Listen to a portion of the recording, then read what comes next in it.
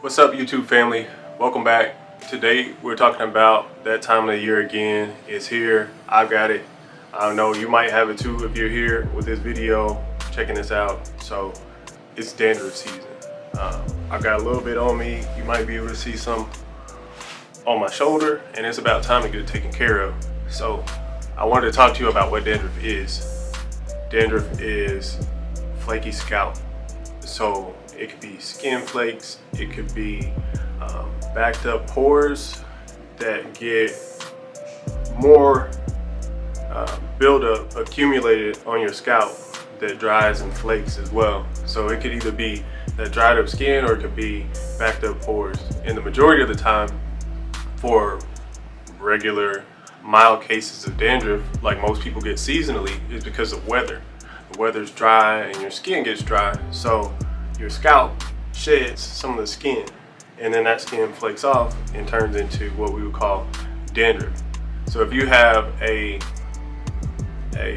bad case, like if you have large flakes, if you have sores on your scalp or anything like that, this video might not be for you. You might need to see a dermatologist. You might need to see what's going on with the skin on your head. But if you have regular small skin flakes, you notice when you're brushing your hair you got some skin flakes coming off, this is the right video.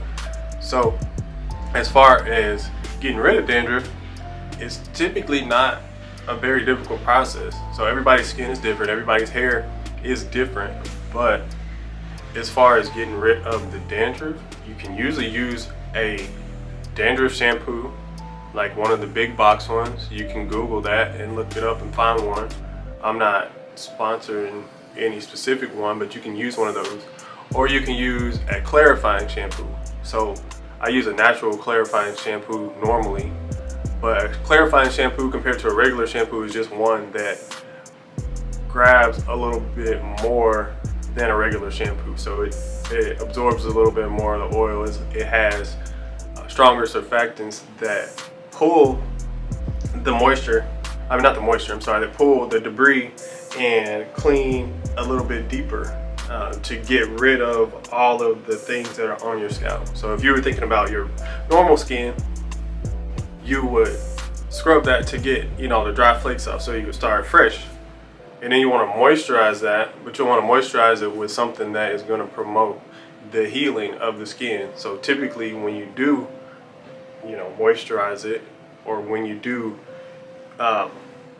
use something to lock in the moisture or rehydrate your hair, you want to use something like a tea tree oil or peppermint oil or some type of oil, the same ones that you use for growth, to help heal and promote blood flow in the skin on your head, the skin on your head, under your hair. So those are the two things that you'll do. You continue your regular routine outside of putting on a bunch of heavy products. You won't want to put on a bunch of heavy products on top of dandruff, because it'll just get it will all stick together. Like if you put grease and mixed in dead skin flakes, that's what you'd be doing on your scalp. So you want to use something pretty light until that's all healed. So once the weather changes, once you're able to either use a protective style or protect and keep a little bit more of the humidity in so that your skin is all the way healed, you want to make sure that you're not caking on a bunch of extra grease on top of the dandruff, because that'll just make it worse. And then you may be continuing or starting to build up bacteria again on your scalp.